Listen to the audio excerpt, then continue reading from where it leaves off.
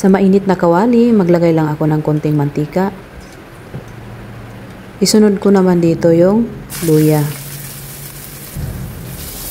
Gisahin ko lang ito.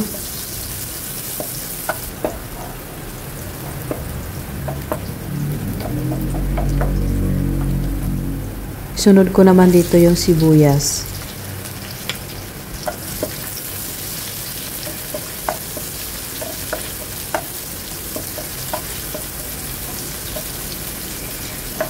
Isunod ko na rin dito yung bawang, pamintang buo, pamintang durog.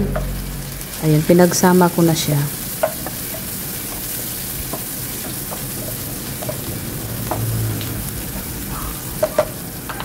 Isunod naman natin dito yung ating pata ng baboy. Ayan, hiniwa ko lang ito. At maglagay lang din ako ng konting asin.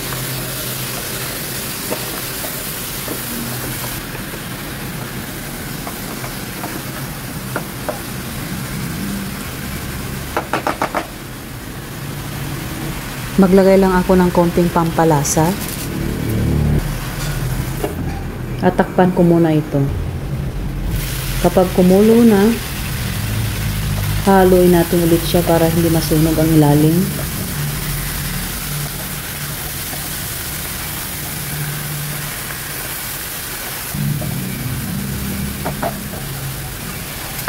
Maglagay na rin ako dito ng tubig para palambutin natin siya.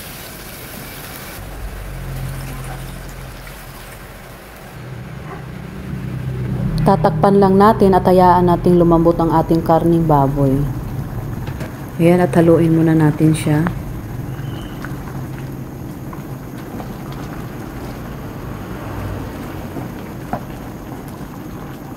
Ilagay ko naman dito yung black beans.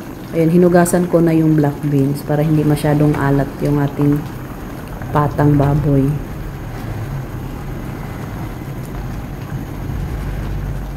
Ayan, pakuluan ulit natin siya.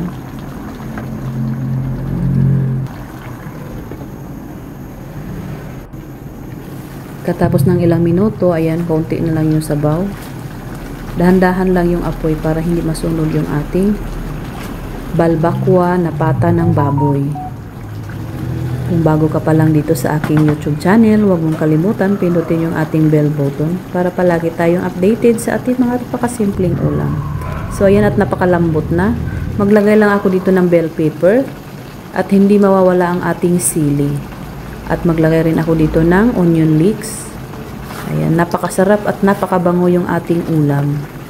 Ulam na pwedeng pangpulutan.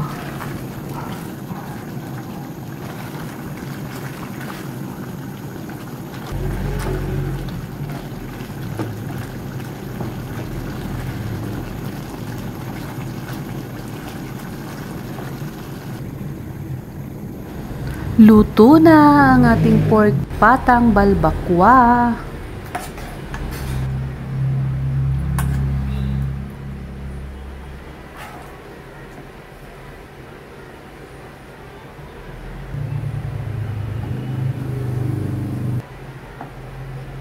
Maraming salamat sa panonood.